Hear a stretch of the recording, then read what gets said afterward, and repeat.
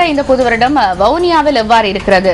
இந்த விடயம் தொடர்பாக நாங்கள் தெரிந்து கொள்வதற்காக நமது பிராந்திய செய்தியாளர் வவுனியாவை சேர்ந்த நவரத்னம் கபில்நாத்துடன் நாம் ஸ்கைப் ஊடாக இணைந்திருக்கிறோம். வணக்கம் கபில்.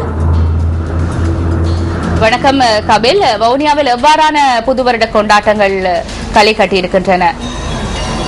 வணக்கம். இந்த 2014ஆம் ஆண்டு பிறந்திருக்கின்ற இந்த நேரத்திலே அனைவருக்கும் சக்தி டிவியினுடைய அனைத்து அபிமானிகளுக்கும் இந்த நேரத்திலே புத்தாண்டு வாழ்த்துக்களை தெரிவித்துக் கொண்டு வவுனியா ரம்பைக்குளம் அந்தோனியார் ஆலயத்திலிருந்து நாங்கள் தொடர்பினை ஏற்படுத்தி இருக்கின்றோம். வவுனியாவிலே மிக சிறப்பாக இந்த ஆண்டு 2014ஆம் ஆண்டு வரவேற்கப்பட்டிருக்கின்றது.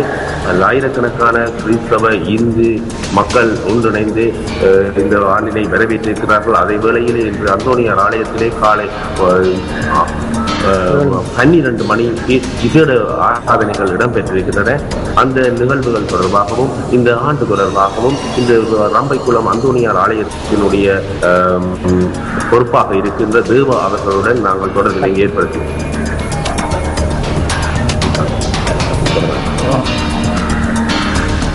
வணக்கம். அதாவது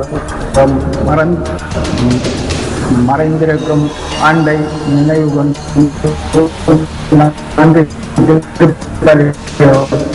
நிறைவேற்றப்பட்டனர். அத்தோடு இரவு 11:45 மலர்ந்திருக்கும் புத்தாண்டை குடும்பங்கள், ஆயிரக்கணக்கான குடும்பங்கள் இணைந்து குடும்ப ஆண்டை மனதாக ஏற்று வரவேற்கப்பட்டனர். அத்தோடு எங்கள் ஆலயத்தில் சிறப்பான முறையில் வழிபாடுகள் நடைபெற்றுக் கொண்டிருக்கின்றன.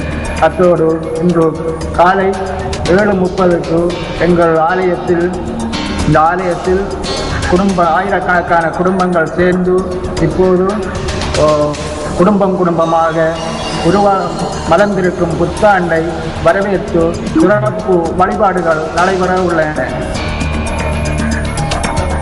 இந்த வேளையிலே 2014ஆம் ஆண்டு அனைவருக்கும் சிறந்த ஆண்டாகவும் அவர்களுடைய நினைத்த காரியங்கள் நிறைவேற வேண்டும் என்ற பிரார்த்திப்பவனாக ரம்பைக்குளம் அந்தோனியார் ஆலயத்திலிருந்து தொடர்பை ஏற்படுத்தியிருக்கின்றேன்.